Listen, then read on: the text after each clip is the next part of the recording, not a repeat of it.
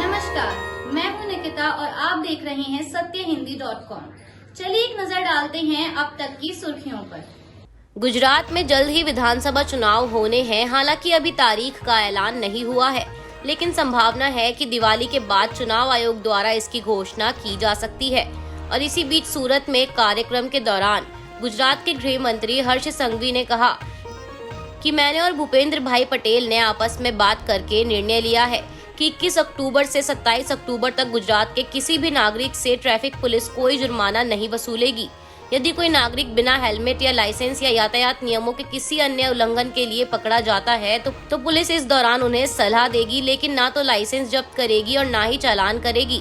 Court के अनुसार उन्होंने आगे कहा कि इसका मतलब यह नहीं है कि आपको यातायात नियमों का पालन नहीं करना है, लेकिन यदि आप गलती करते हैं तो आप इसके लिए जुर्माना नहीं भरेंगे। गृह मंत्री के इस बयान की सोशल मीडिया पर काफी आलोचना की जा रही है। यही नहीं, राजनेता भी इस बयान को आगामी चुनाव से जोड़कर देख रहे हैं। हर्ष संघवी के इस बयान पर गुजरात में राजनीतिक बहस भी शुरू हो गई है और गुजरात विधायक जिग्नेश मेवाड़ी ने इस मामले में ट्वीट कर लिखा है कि चुनाव आपको बहुत कुछ करवा सकता है। इसके साथ ही राष्ट्रीय लोक दल के प्रमुख जयंत सिंह चौधरी ने आरोप लगाया कि भाजपा के नेतृत्व वाली राज्य सरकार वोट के लिए लोगों की जिंदगी को खतरे में डाल रही है, यह सोचकर कि चुनाव आयोग ने चुनाव कार्यक्रम की घोषणा में देरी की ताकि वोटर्स को इस तरह के हास्यास्पद रेवड़ी का लालच दिया जा सके। प्रयागराज में नकली ब्लड प्लेटलेट्स बेचने के मामले में यूपी पुलिस ने 10 आरोपियों को गिरफ्तार कर लिया है। प्रयागराज में डेंगू के मरीज को कथित तौर पर प्लेटलेट्स की जगह मौसम्बी का जूस चढ़ाया गया था, जिसके बाद उसकी मौत हो गई। हालांकि पुलिस का कहना है कि मौसम्बी के जूस वाला आरोप अभी तक साबित नहीं हुआ है। बता दें, गिरफ्तार किए आरोपी ब्लड प्लाज्मा को प्लेटलेट्स के रूप में बेच रहे थे। प्रयागराज एसएसपी का कहना है कि गिरफ्तार आरोपियों से पूछताछ के दौरान पता चला है कि गिरोह द्वारा रक्त प्लाज्मा को प्लेटलेट्स बताकर दिया जा रहा था।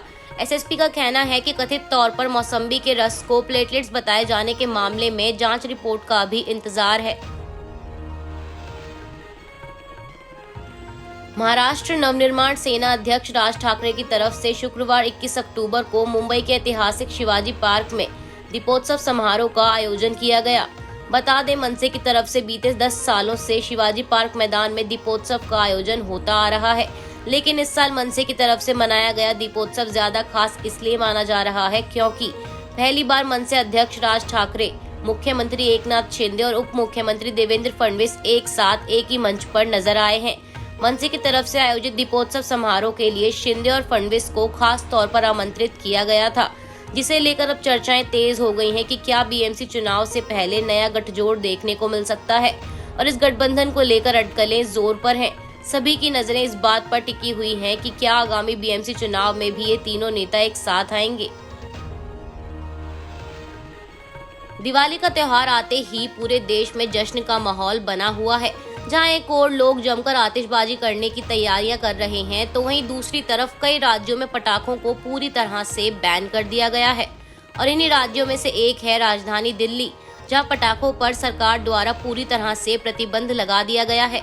वहीं कुछ राज्यों में ग्रीन पटाखों को फोड़ने की अनुमति दी गई है। आपको बता देते हैं कि इस राज्य में पटाखों को लेकर क्या नियम है। दिल्ली में पटाखों की बिक्री से लेकर भंडारण और मैन्युफैक्चरिंग सब पर रोक है। साथ ही पटाखे जलाने पर 200 रुपए का जुर्माना और 6 महीने की कैद की सजा होगी और पटाखे बनाने, बेचने या फिर उनका भंडारण करने पर 3 साल की सजा और 5,000 तक का जुर्माना लगाया जाएगा। हरियाणा में केवल ग्रीन पटाखों को जलाने की अनुमति दी गई है, बाकी सब तरह के पटाखे बैन हैं। वहीं पंजाब में दिवाली के दिन 2 घंटे के लिए पटाखे फोड़ने की अनुमति होगी, रात 8 बजे से 10 बजे तक, और केवल ग्रीन पटाखे ही फोड़ सकेंगे। इसके साथ ही पश्चिम बंगाल में भी ग्रीन पटाखों को छोड़कर बाकी सभी तरह के पटाखों पर बैन लगा दिया गया है, जिसमें कि दिवाली के दिन 8 से रात 10 बजे तक और छठ पूजा पर सुबह 6 से 8 बजे तक लोग पटाखे फोड़ सकेंगे। दिल्ली सरकार द्वारा 25 अक्टूबर से शहर भर के पेट्रोल पंपों पर वाहनों में ईंधन भरने के लिए प्रदूषण नियंत्रण प्रमाण पत्र यानी पीयूसी को अनिवार्य करने के फैसले को वापस ले लिया गया है। दिल्ली के पर्यावरण मंत्री गोपाल राय ने शुक्रवार को एक संवाददाता सम्मेलन में इस बारे में जानकारी देते हुए कहा कि 25 अक्टूबर से दिल्ली के पेट्रोल पंपों पर वाहनों में ईंधन भरने के लिए पीयूसी अनिवार्य नहीं होगा। राय ने कहा कि पेट्रोल डीजल मालिक संघों ने कानून व्यवस्था के संबंध में कई सुझाव दिए हैं। इस पर मुख्यमंत्री अरविंद केजरीवाल के साथ चर्चा की जाएगी और तब निर्णय लिया जाएगा। बता दें, राय ने 12 अक्टूबर को घोषणा की थी कि जब राजधानी में वायु प्रदूषण चरम पर होगा तो सर्दियों से पहले वाहनों से होने वाले उत्सर्जन पर रोक लगाने के लिए वह पीयूसी को अनिवार्य कर देंगे।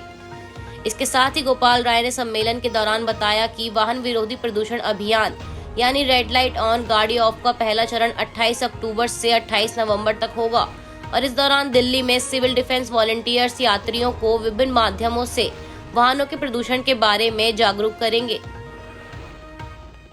यूक्रेन और रूस के बीच पिछले 1 साल से चल रहे युद्ध के कारण लाखों की संख्या में लोग पलायन कर चुके हैं और अभी भी पलायन लगातार जारी है। अब इसी बीच 1500 भारतीय छात्रों को लेकर खबर सामने आई है कि उन्होंने सरकार की गाइडलाइंस को मानने से इनकार कर दिया है।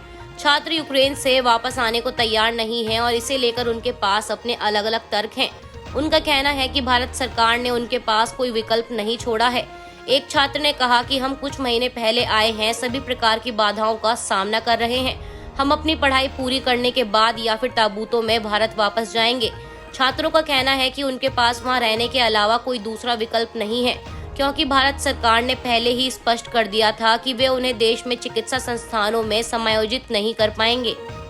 तो वहीं दूसरे छात्र का कहना है कि राष्ट्रीय चिकित्सा आयोग, जो भारत में चिकित्सा शिक्षा की निगरानी करता है, ने कहा है कि वे ऑनलाइन कक्षाओं के माध्यम से प्राप्त डिग्री की अनुमति नहीं देंगे। इन सभी कारकों के कारण हमारे पास यूक्रेन में रहकर भी पढ़ाई करने के अलावा और कोई विकल्प नहीं है।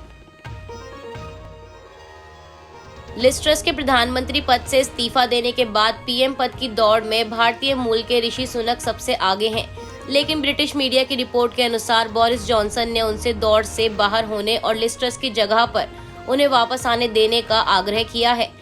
बोरिस जॉनसन कंजर्वेटिव सांसदों के सामने एक बड़ा मुद्दा उठा रहे हैं कि केवल वे ही पार्टी को दिसंबर 2024 में होने वाले चुनावों में हार का सामना करने से बचा सकते हैं। लंदन के द टेलीग्राफ में एक रिपोर्ट में यह बात कही गई है। विपक्षी सत्तारूढ़ दल, जिसके पास संसद में प्रचंड बहुमत है, की लोकप्रियता में कमी आने का हवाला देते हुए जॉनसन ने मध्यावधि चुनाव कराने की मांग की है। रिपोर्ट में कहा गया है कि बोरिस जॉनसन ऋषि सुनक से पद की दौड़ से बाहर होने और बाद में वापसी करने के लिए दबाव डाल रहे हैं। पार्टी नेतृत्व का चुनाव अगले सप्ताह है, जिस पर शुक्रवार तक फैसला आने की उम्मीद है। बता दें, बढ़ती कीमतों और टैक्स में कटौती करने में असफल होकर लिज ट्रस ने प्रधानमंत्री बनने के 45वें दिन इस्तीफा दे दिया था। आज के लिए बस इतना ही। बाकी की खबरों के लिए बने रहिए सत्यहिंदी.com के साथ।